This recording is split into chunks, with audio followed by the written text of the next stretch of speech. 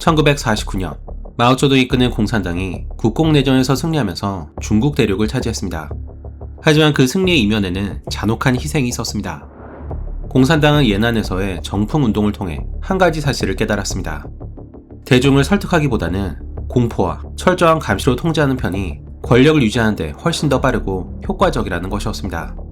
대륙을 차지한 마오쩌둥은 예난에서 완성한 이 공포 정치의 공식을 중국 전역으로 확대했습니다. 그 첫 번째 단계가 바로 토지 개혁이었습니다. 공산당은 악독한 지주들로부터 땅을 빼앗아 가난한 농민들에게 돌려주겠다는 그럴듯한 명분을 내세웠습니다. 하지만 실상은 완전히 달랐습니다. 지주들은 광장에 몰려든 군중 앞에서 무자비한 폭행을 당했고 가끔 그 자리에서 목숨을 잃기도 했습니다. 문제는 지주가 누구인지에 대한 기준이 모호하다는 것이었습니다. 사실 토지개혁의 진짜 목적은 최대한 많은 희생자를 만들어서 공포심을 유발하는 데 있었습니다. 그래서 지주와 분홍뿐 아니라 훨씬 가난한 사람들까지 비난의 대상이 됐습니다. 그 결과 당시 지주로 분류된 약 1600만 명의 주민 중에서 최대 100만 명이 목숨을 잃었다고 합니다. 마오쩌둥이 자신의 목적을 달성한 것이었습니다. 1948년 국민당 장교였던 쉬저는 공산당 지역에서 벌어지는 이 끔찍한 상황을 경고했지만 사람들은 믿으려고 하지 않았습니다. 훗날 쉬저는 그때를 떠올리면서 이렇게 탄식했습니다. 나는 공산당의 냉혹하고 짐승 같은 행위에 대해서 말했다. 하지만 그들은 들으려고 하지 않았고 오히려 그들의 반감을 샀다. 대부분의 사람들은 이러한 이야기가 국민당의 선전이라고 믿었고 그것이 사실이라고 해도 폭력이 난무하는 전쟁에서 일어나는 일시적인 일이라고 생각했다. 사람은 언제나 자신의 경험을 통해 배워야 한다. 한편 장제스는 마오쩌둥만큼 무자비하지 못했습니다. 그는 공산당을 증오했지만 마지막 순간까지도 도시와 인프라를 모두 불태워버리는 초토화 작전을 실행하진 않았습니다. 국민당 입장에서 이는 공산당의 진격을 늦출 수 있는 마지막 수단이었습니다. 하지만 장제스는 자기 손으로 중국을 잿더미로 만들 수 없었습니다. 그리고 어쩌면 이 차이점이 장제스가 마오에게 패한 결정적 이유였을 수도 있습니다. 대륙을 완전히 장악한 공산당은 즉각 자신들만의 세상을 만들기 시작했습니다. 사법부를 무력화해 법원을 공산당 위원회로 대체했고 철저한 검열을 통해서 여론의 입을 틀어막았습니다. 통제는 갈수록 심해져서 언론의 자유는 물론이고 어디에 살고 무슨 일을 할지를 결정하는 이주와 근로의 자유마저 빼앗겼습니다. 온 나라가 거대한 감옥이 된 것이었습니다. 하지만 정작 마오쩌둥은 그 누구보다 사치스러운 삶을 누리고 있었습니다. 그는 전국 각지에 최고급 수영장이 딸린 별장을 수십 채나 지어두고 매일 전국에서 공수해온 산의 진미를 즐겼습니다. 심지어 전 국민에게 자신의 책을 강제로 사게 해서 막대한 인세를 챙겼습니다. 당시 마오쩌둥의 계좌에 쌓인 돈은 무려 200만 위안이 넘었다고 합니다. 농민 한 명의 1년 소득이 고작 몇 위안에 불과하던 시절이었습니다. 모두가 평등한 공산주의 사회를 만들겠다던 나라에서 정작 중국 최초로 백만장자가 된 인물은 다름 아닌 마오쩌둥 본인이었습니다. 하지만 자신의 권력을 공고히 하려면 먼저 전쟁으로 황폐화된 나라를 안정시켜야 했습니다. 이를 위해서는 막대한 경제적, 군사적 지원이 절대적으로 필요했습니다. 게다가 미국의 지원을 받은 대만 국민당이 언제든 대륙을 침공할지도 모른다는 불안감이 여전했습니다.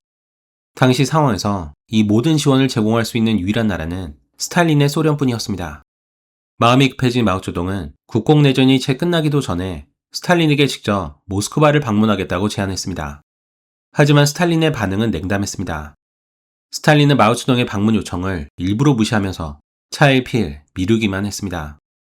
마오쩌둥이 혹시라도 자신을 넘어서려는 야심을 품고 있는 건 아닌지 극도로 경계했던 것이었습니다. 스탈린은 마오를 일부러 문전박대함으로써 공산 진영의 진짜 주인이 누구인지를 각인시키려고 했습니다. 조급해진 마오쩌둥은 스탈린을 주인이란 뜻인 마스터라 부르면서 필사적으로 충성심을 과시했습니다. 마오는 또 스탈린의 비위를 맞추기 위해서 서방 국가들의 외교 관계를 단절하는 초강수를 두기까지 했습니다. 새 중국이 스탈린과 소련에만 절대적으로 충성한다는 걸 보여준 것이었습니다. 하지만 이는 어디까지나 연기일 뿐이었습니다. 겉으로는 고개를 숙였지만 마오는 이미 중국을 넘어서 아시아 전체를 지배하려는 야망을 품고 있었습니다. 물론 스탈린 역시 호락호락한 인물이 아니었습니다.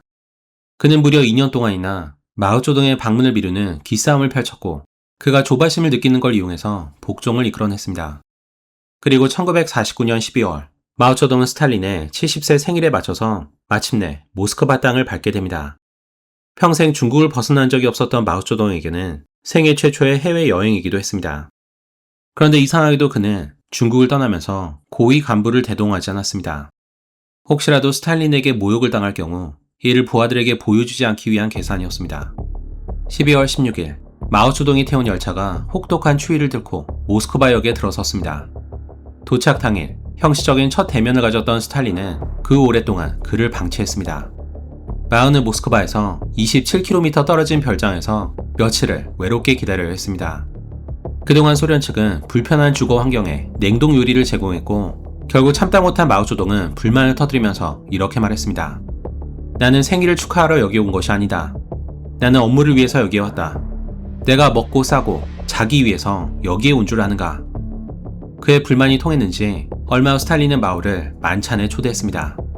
스탈린과 마오는 같은 차를 타고 만찬장으로 향했는데 차 안의 분위기는 얼어붙어 있었다고 합니다. 둘은 목적지에 도착할 때까지 단 한마디의 대화도 나누지 않았습니다. 스탈린이 겨우 통역원을 통해서 중국 대표단의 숙소를 방문하겠다고 하자 마오는 단칼에 그의 방문을 거절했습니다. 이런 분위기는 만찬에서도 그대로 이어졌습니다.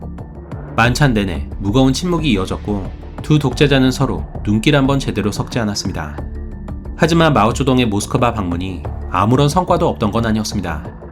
중국은 소련으로부터 3억 달러의 차관을 확보했고 철도와 공장 등 국가 재건의 필수적인 인프라 건설을 지원하겠다는 약속을 받아냈습니다. 그 대가로 중국은 만주와 신장의 광물 자원 채굴권을 소련에 양도해야 했습니다. 이는 명백한 주권 침해였지만 당장 내일이 불투명했던 중국 입장에서는 우선 급한 불을 끈 셈이었습니다. 그리고 얼마 후 스탈린으로부터 더 많은 원조를 이끌어낼 절호의 기회가 찾아왔습니다. 바로 김일성이었습니다. 1949년 3월 김일성은 모스크바를 극비리에 방문해 스탈린에게 군사 지원과 남침 승인을 요청했습니다. 하지만 미국과의 전면전을 우려한 스탈린은 그의 요구를 거절했습니다. 그러자 김일성이 다음으로 향한 곳은 마오쩌둥이었습니다. 마오쩌둥은 북한을 돕겠다면서 이런 제안을 했습니다. 필요하다면 중국 병사들을 비밀리에 투입하겠다. 한국인과 중국인은 모두 흑발이어서 미국인들은 구분하지 못할 것이다. 비밀리에 북한군 복장으로 위장해 소규모 병력을 지원하겠다는 꼼수였습니다. 마오는 당시만 해도 미국과 대규모 전면전을 치를 생각이 없었습니다. 하지만 얼마 후 있었던 소련 방문이 그의 생각을 완전히 바꿔놨습니다. 마오는 한반도에서의 전쟁이 스탈린으로부터 더 많은 원조를 이끌어낼 절호의 기회임을 직감했습니다. 중국이 소련을 대신해서 미국과 싸워주는 대가로 필요한 지원을 모두 받아내겠다는 속셈이었습니다. 중국이 적극적으로 나서자 스탈린의 생각도 복잡해졌습니다. 게다가 김일성은 중국이 이미 전폭적인 지원을 약속했다는 메시지를 은근히 흘리면서 스탈린의 자존심을 건드렸고 마오와의 경쟁심을 부추겼습니다. 한반도에서의 전쟁이 계획대로만 돌아간다면 러시아 입장에서도 나쁠 게 없었습니다. 오히려 피 한 방울 흘리지 않고 막대한 반사이익을 챙길 수 있었습니다. 소련은 자국의 최신 무기와 전투기를 실전에 투입해 성능을 실험할 수 있었고 미군의 실제 전투력을 확인할 수 있었습니다. 하지만 가장 큰 이득은 따로 있었습니다. 중국이 무한에 가까운 병력을 투입해 미군 병력을 소모시키는 것이었습니다. 미국이 한반도에서 발이 묶인다면 소련이 그 틈에 유럽을 장악하는 것도 더 이상 꿈이 아니었습니다. 그리고 1950년 6월 25일 북한이 드디어 남한을 침공하자 유엔 안전보장이사회는 신속하게 결의안을 채택해 남한을 돕기로 합니다.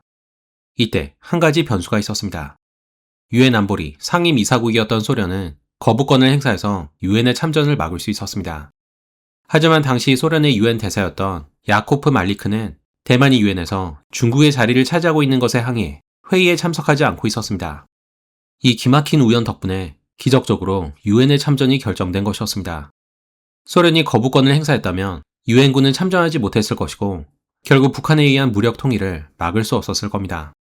하지만 여기에는 우리가 모르는 사실이 있었습니다. 장용은 스탈린이 말리크에게 전화를 걸어서 회의에 불참할 것을 지시했다고 합니다. 만약 이것이 사실이라면 그 이유는 하나뿐입니다. 미국을 한반도에 끌어들인 다음에 대규모의 중국군을 투입해 미군의 전력을 소모시키려는 속셈이었습니다. 전쟁이 일어나기 직전인 1950년 5월 마오쩌둥은 중국을 방문한 김일성에게 이렇게 말했다고 합니다. 만약 미군이 참전할 경우 중국은 병력을 동원해 북한을 도울 것이다. 소련은 미국과 체결한 38선 분계선 협정의 구속을 받아 직접적인 군사 지원이 어렵다. 하지만 그런 제약을 받지 않는 중국은 북한을 적극 도울 것이다. 그리고 한 달 뒤인 6월 25일, 북한이 마침내 38선을 넘어서 남한을 침공했습니다. 전쟁 초반 전황은 김일성의 뜻대로 흘러갔습니다. 북한은 단 3일 만에 수도 서울을 빼앗았고 대한민국군은 후퇴를 거듭해야 했습니다. 얼마 후 미군이 중심이 된 유엔군이 투입됐지만 전세를 돌리기에는 역부족이었습니다. 국군과 유엔군은 불과 2달 만에 낙동강 전선까지 밀려나면서 영토의 90% 이상을 빼앗기는 최악의 위기에 직면하게 됩니다.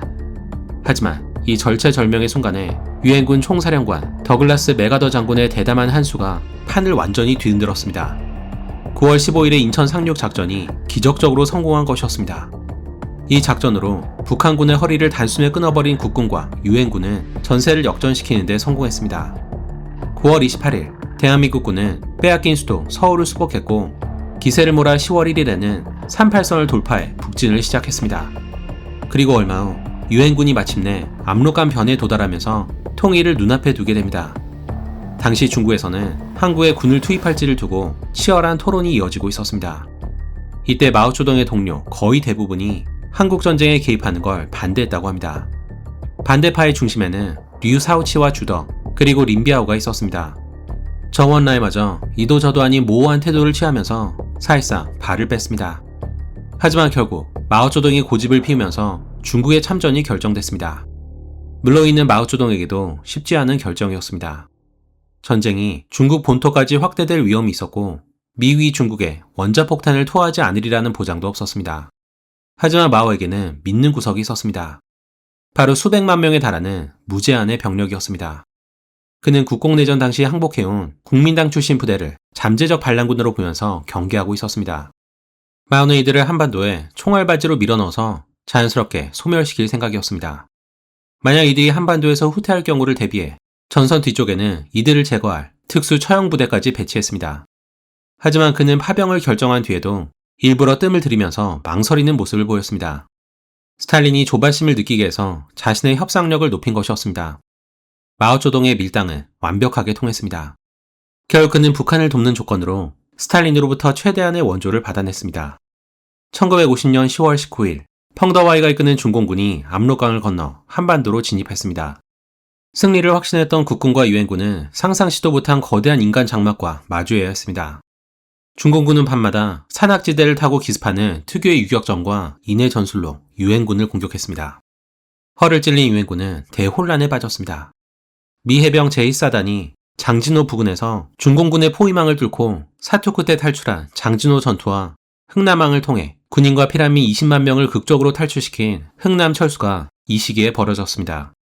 기세가 오른 중공군의 공세에 국군과 유엔군은 후퇴를 거듭해야 했고 이듬해인 1951년 1월 4일 다시 한번 서울을 내주게 됩니다. 하지만 그 대가는 참혹했습니다. 혹한의 날씨 속에서 최소한의 장비도 갖추지 못한 중공군 수십만 명이 그대로 얼어 죽거나 총알바지가 됐습니다. 당시 영국군 소속으로 한국전쟁에 파견된 이들 중에는 훗날 세계적인 배우가 되는 마이클 케인도 있었습니다. 그는 본래 가난한 집안에서 자라서 공산주의에 대신 호감을 갖고 있었다고 합니다. 하지만 전서에서 중공군이 무자비한 총알바지로 희생되는 걸 목격한 뒤에는 생각을 완전히 바꿨습니다. 그는 당시를 회상하면서 이렇게 말했습니다. 자국 인민의 생명조차 아끼지 않는 자들이 어떻게 내 생명을 아껴줄 거라 기대할 수 있겠는가. 1951년 유엔군이 반격을 개시하자 전세는 조금씩 역전되기 시작했습니다. 전열을 정비한 유엔군은 반격에 성공해 서울을 내어준 지 불과 2달 만인 3월 15일 서울을 다시 탈환했습니다. 전쟁이 끝이 보이지 않자 김일성조차 전쟁을 중단하기를 원했습니다. 그가 원한 것은 빠르게 남한을 차지하는 것이었지 북한 전역이 폭격으로 잿더미가 되는 건 아니었습니다. 결국 김일성은 1951년 6월 3일 중국을 방문해 마오쩌둥에게 휴전을 애원했습니다. 하지만 정작 마오쩌둥은 휴전에 아무런 관심이 없었습니다. 그는 한반도에서 전쟁을 최대한 연장해서 스탈린으로부터 더 많은 걸 얻어내려고 했고 이제는 원자폭탄까지 요구하고 있었습니다. 미군을 한반도에 오래도록 묶어두려고 했던 스탈린 역시 당장 전쟁을 끝낼 이유가 없었습니다. 마오쩌둥과 스탈린이 김일성으로부터 전쟁을 낚아챈 것이었습니다. 이후에 시작된 휴전 협상에서 마오쩌둥은 포로 송환 문제를 핑계로 전쟁을 계속 이어갔습니다. 당시 미군은 포로의 자유의사에 따라 갈 곳을 정하자는 입장이었지만 마오쩌둥은 무조건 전원을 돌려보내야 한다고 맞섰습니다. 당시 중공군 포로 중 많은 수가 공산 진영을 거부하고 대만으로 가고 싶어 했습니다. 마오쩌둥은 포로 문제를 거론하면서 협상을 엎었지만 그 속내는 최대한 전쟁을 연장하는 것이었습니다. 그렇게 마오쩌둥이 시간을 끄는 사이에 전선에서는 아무런 의미가 없는 인명피해가 계속됐습니다. 그러던 1953년 3월, 소련의 절대 권력자였던 스탈린이 갑작스럽게 사망했습니다. 그의 뒤를 이은 소련의 지도부는 미국과 서방과의 긴장 완화를 원했고 한반도에서의 전쟁도 끝내고 싶어 했습니다. 소련 지도부는 심지어 전쟁을 멈추는 대가로 마오쩌둥에게 무기 지원을 약속하기도 했습니다. 그러자 마오쩌둥도 결국 고집을 꺾고 휴전에 동의했습니다. 그렇게 한반도에서의 총성이 마침내 멈추게 됩니다. 이때가 1953년 7월 27일이었습니다. 그 대가는 엄청났습니다.